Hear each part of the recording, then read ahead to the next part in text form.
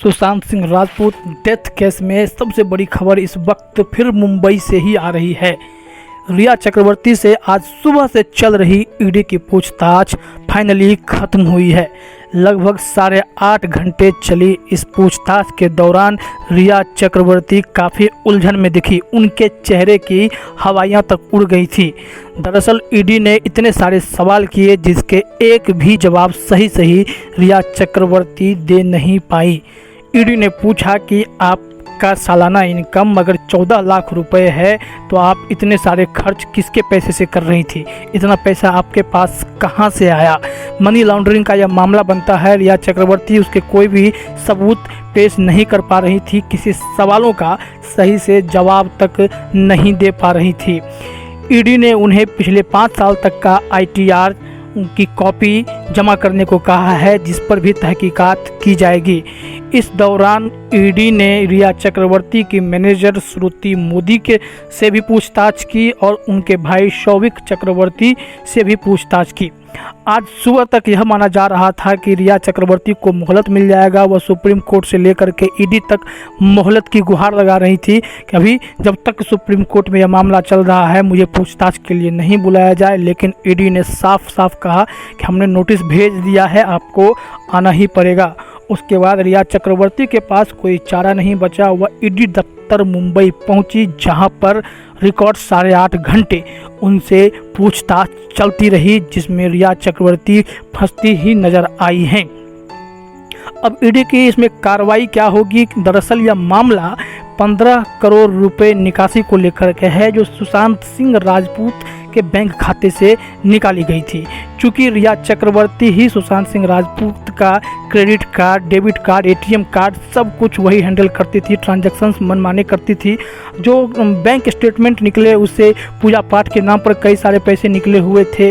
रिया चक्रवर्ती ने 2 फ्लैट खरीदे हैं और जिनके खर्चे अपनी इनकम से अधिक हैं।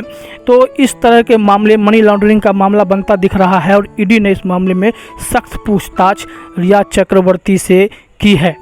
इतना ही नहीं, इस मामले में अभी आज लगातार कई जानकारी सामने आई, जिसमें सबसे सुबह यह खबर आई थी। सबसे पहली खबर यही थी कि BMC ने पटना के सिटी SP विनय तिवारी को क्वारंटीन से मुक्त कर दिया है और ADG हेडक्वार्टर बिहार के लेटर के बाद BMC ने यह फैसला लिया। और जैसे ही Patna city SP Vinay Tiwari quarantine से मुक्त हुए, उन्होंने भी BMC और उद्धव सरकार पर निशाना साधा।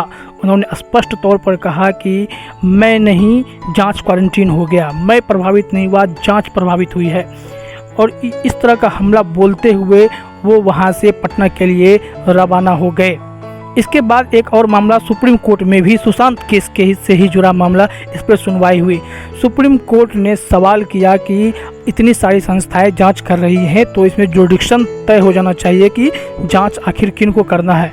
मुंबई पुलिस करेगी जांच या CBI करेगी या फिर ईडी के हवाले यह केस रहेगा। तो इस पर 18 अगस्त को सुप्रीम कोर्ट फिर से सुनवाई करेगा और इसमें स्पष्टीकरण भी लिया जाएगा कि आखिर यह जुरिडिक्शन किसका बनता है। फिलहाल सुप्रीम कोर्ट ने जांच करने में किसी को स्टे नहीं लगाया है, इस लिहाज से CBI अपने काम करती रहेगी। CBI ने भी पटना पुलिस से संपर्क किया है, उनसे वो सबूत मांगे हैं जो जांच के दौरान इन लोगों ने कलेक्ट किए थे। अब इस सबूत के हिसाब से, इस एविडेंस के आधार पर CBI अपना काम शुरू कर चुकी है। हालांकि रिया चक्रवर्ती के मामले में आगे का एक्शन क्या होगा, इस बात के लिए इंतज़ार करना पड़ेगा। दरअसल ईडी की पूछताछ हो सकता है फिर लगे, जब इनकम टैक्स रिटर्न की कॉपी मांगी गई है या कागज़ देखने के बाद, सारी प्रॉपर्टी की जांच के बाद हो सकता है अगर रिया चक्रवर्ती सही से जवाब नहीं दे पाती है तो ऐसे समय में इन्हें गिरफ्तार तक भी किया जा सकता है और इनकी संपत्ति भी सील की जा सकती है। ईडी का यह एक्शन किसी भी वक्त हो सकता है।